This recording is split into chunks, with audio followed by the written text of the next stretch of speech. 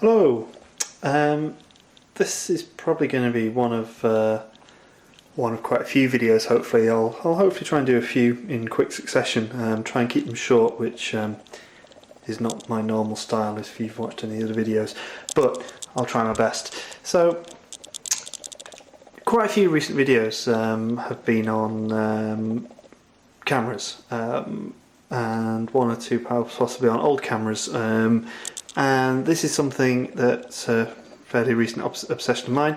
Been into photography for a while, digital SLRs, and I've kind of progressed onto, if you look at one or two of the other videos, compact system cameras, the Micro Four Thirds, and that somehow has led on to vintage cameras, which I now have a ridiculous pile of. So I might as well do something with some of them and video them. So why have I got a box of whiskey in front of me? I haven't. This is what it came in, wrapped in brown paper. Not sure why I've picked this one first, because I don't have many of these. I don't think this is the only Minolta I have. This is heavy.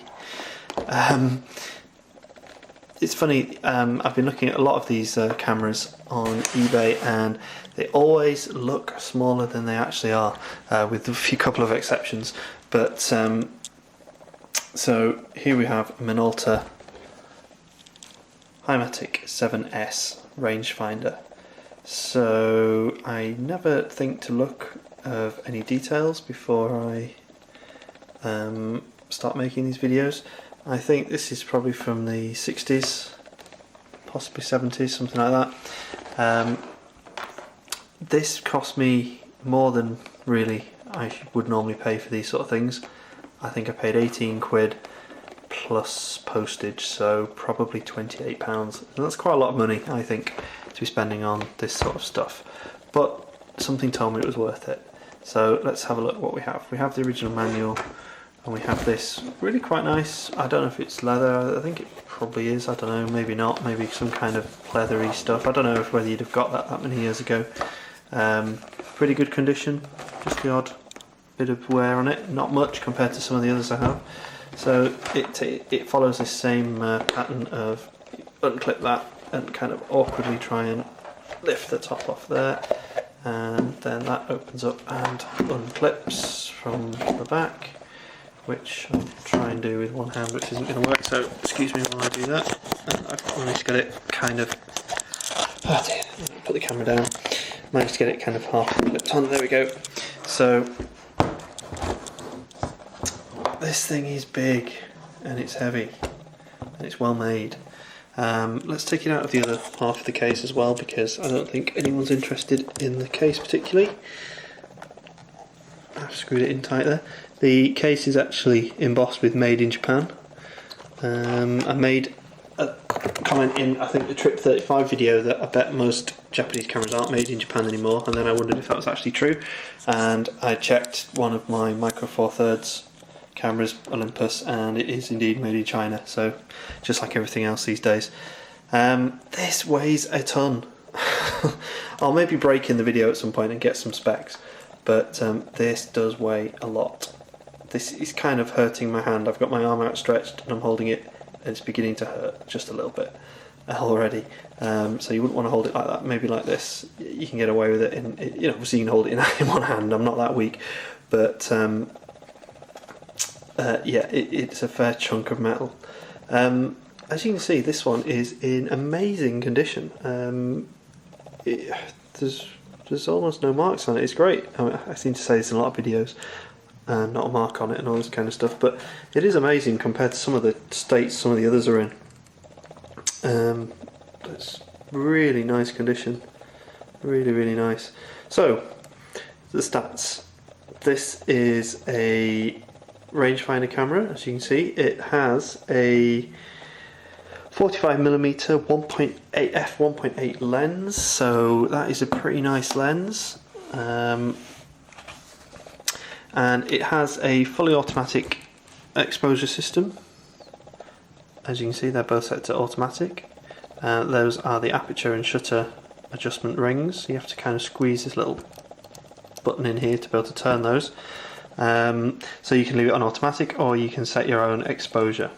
There is underneath the ISO settings, which go from 25 up to 800, so that's a pretty decent range. Having 800 there is pretty useful, I guess, with today's films. You're not going to get much less than 100, I don't think, anywhere, unless you buy some kind of specialist film, but it's there, and you also turn it off by flicking it through to the far setting there. It's not off at the moment, but there's no battery in there here. There was a battery in here when I got it, and amazingly, it still works. Almost all of these cameras, whether from Minolta, Olympus, whoever, take like a button cell battery, but it's a 1.35 volt mercury battery, and you think, oh, you just chuck in a whatever battery, the equivalent size. They must still make those. Unfortunately, the only thing you'll find is some kind of alkaline battery that will be 1.5 volts and probably won't fit exactly. And you can kind of rig it to fit with a wash around it or whatever, space it out with something.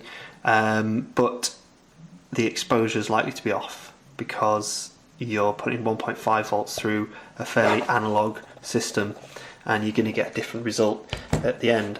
So you can get mercury batteries are banned, certainly in kind of hasten to say civilized countries, but so I still have one in here that works. This is the second camera I've received with a working mercury battery. They do last well if you're not using them. But you can get zinc air batteries that will fit and are 1.35 volts the same. The only problem with those, I believe, haven't bought any yet, I'm going to, but once they're exposed to air, you take the packaging off, once they're exposed to air, they start depleting immediately and don't stop unless you seal them up again, or at least attempt to. So I think, although I'm not sure, maybe someone can correct me, that you're looking at maybe 2 or 3 months usage once they're in the camera, which I guess isn't that bad. But if you've got a load of these like I have, and you want to just throw a battery in each one and kind of hope it lasts for a year or two, then you're out of luck. So maybe I'll buy a couple and share them between the cameras and try and seal them back up when I'm not using them, something like that. We'll see how it goes. If anyone's got any experience with that, I'd be interested to hear. Really nice camera, this, really nice weight to it. I don't know whether we'll be able to see through the viewfinder with this camera. I've tried this before, yeah, kind of. Let's try. You can kind of see at the side there. You can see the rangefinder spot in the middle there, and maybe some of the parallax lines. But depending on how I angle this, at the side you'll be able to see like an EV scale. I've lost it again, but I think you saw it. There we go. And there's a little match needle at the top there, which moves around, and basically if it isn't in the red at the top or the bottom, then you have a good exposure and you can click away. Quite a big long push there of the wheel. As far as I can see, this works fine. You can see the aperture opens and closes correctly. The shutter seems to be the timing seems to be about right. Maybe they're not, I don't know, it's hard to tell, but they're not far off. The rangefinder seems to work well with the focusing, seems to be working nicely. Beautiful camera, really. Just a shame it's quite as big as it is. I've got a few that are about this size, and it's just not desperately practical in today's world, maybe, but hey, I'll use it. It's too nice not to. So we will have a roll of film going through this at some point soon. Unfortunately, I just have too many other cameras at the moment with film in them to justify putting yet another roll of film in somewhere. So I have the original manual, I have the original case. The manual's in nice condition and still has everything in there that you'd need to know, which is nice to have, actually. I mean, you can find the PDFs usually online. People have made a point of finding those and putting them online. What else did I get with this? I did get a few other things, which is why I paid what I did.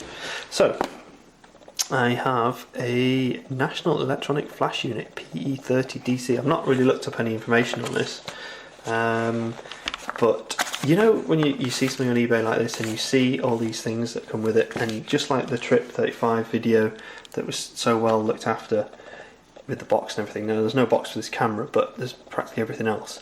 and you just know someone has taken a huge amount of care over this sort of thing. So there's the flash. It comes with a cable so you can connect it to the camera. I think, although I'm pathetically uninformed on this, but I think this plugs in to the side of the lens here. It certainly fits. I do have cameras where there's the PC socket, as apparently it's called, is here, but or maybe even on the side, but I think it fits on there. It looks like it does, and it seems to fit, so I'm going with that. I'll have to look it up in the manual.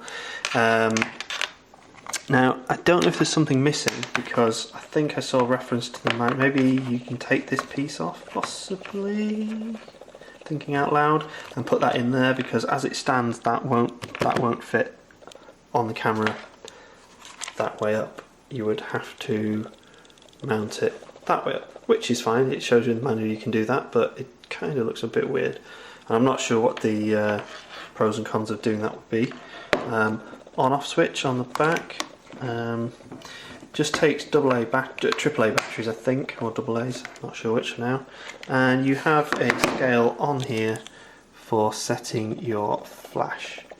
So I believe what we would need to do is look for our ISO or ASA. So I've got loads of 200 ISO film, and then I would need to look and say that my subject was 3.5 meters away, so I need to set f8. I think that's what that means. I don't know. I have the instructions for that as well, so perhaps I need to read that through. Yeah, I don't know if that's correct or not. Okay, so flash. See, this video is taking much longer than I wanted it to, even now. So, and the last and possibly most interesting thing I got was 4 of these. Now you can kind of tell that this is not new. ISO 124 exposure films from Super Snaps, which I think was a train in the UK, probably long gone.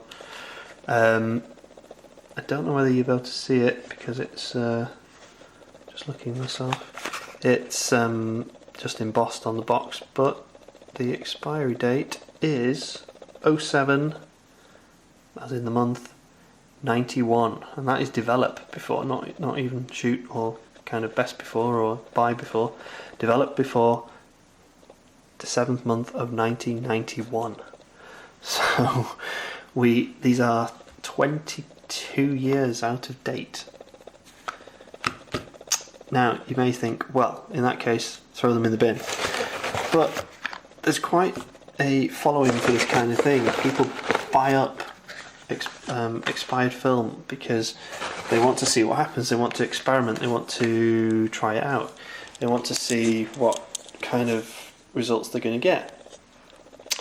I've been trying to look today, and people say kind of use it as if it's a lower ISO, because the whole point of the expiry date is generally that it will become less sensitive after that date, or that's the last date that they're going to guarantee that it's going to expose properly at the rated box speed. So people would say basically drop that down to 50 or 25, which on an old camera you're going to be able to do. Maybe a new one you wouldn't, but you could on an old camera generally drop it down to something like that. Of course, you're not going to know till you get it developed, and getting it developed somewhere like Asda, like I'm going to, for £2. Are they going to understand that these slightly odd results were what you were looking for in the first place? And they're not certainly going to, I don't know, keep it in chemicals longer or whatever people recommend you do. I'm not sure. So it will be interesting to see what happens, because all I'm going to do is a kind of basic mini lab process at my local Asda for £2. So, but I'm going to use these. What I would put it through this camera, but I don't know for certain that camera actually works. So what I'm probably best doing is putting this through my Trip 35, I would say, because I know that works. I already have a roll in that, unfortunately, so it's going to be a little while before I get to use these. but hey, they've waited 20 odd years already. So I mean, I'm guessing film would have come with, I don't know, what, 2, 3, 4, 5 even maybe years date on it. So these must be from the late 80s, which I guess was probably when this camera was finally just kind of consigned to the attic or the basement or whatever, or the cupboard, and forgotten about, and then dug out and sold to me this year. And just a beautiful camera, I think. Just amazingly solidly made. No real dust in the viewfinder or the rangefinder. I mean, how much can this thing have ever been used? It's beautiful, really beautiful thing, and it's nice because I haven't really received any. I've taken a lot of chances with things where people have said, "Oh, for spares or repair, don't know if it works," and it has turned out to work absolutely fine. I haven't had anything that's been completely stuffed and an absolute piece of junk. Not really. There's one or two have come close, but most have been in pretty decent condition, and I've got some absolute bargains. So I'm not sure if this is a bargain or not. I bought it just because it had this film, and it had the flash, and it had the manual, and it just looked really nice, and I decided I wanted it. Hey, there you go. I've got to stop doing this because I'm spending all my money on old cameras, but I have calmed down in the last week or so. But anyway, there we go. There's the Minolta 7S. I think they did do an 7S2 or something like that, which was dramatically smaller. I saw some reference to, so I'll have to have a look out for one of those. One thing I forgot to say is this EV number is displayed here in this little window when you're on manual settings. So I have to confess, EV equivalent, I'm not that good at knowing what they actually are going to mean to me. That's something I'm trying to learn. So as you adjust you set a particular aperture and a particular shutter speed, you get the EV value displayed on the lens, which is really great. And of course you've got the exposure meter in the camera to guide you as to what it believes would be a correct exposure, I think. Is what you would see, so you can kind of match that up and adjust that as you see fit. I think therefore I don't think there's any. Obviously, you put it on automatic, it's going to do the exposure for you. But yeah, superb little bit of kit. There's the sensor there. It's not a selenium meter. It's a CDS little sensor. So no need to sort of keep this away from light, perhaps as much as a selenium cell. I don't think that's the case anyway. I don't think you need to worry about that. So there we go. I'll let you know what happens with the expired film.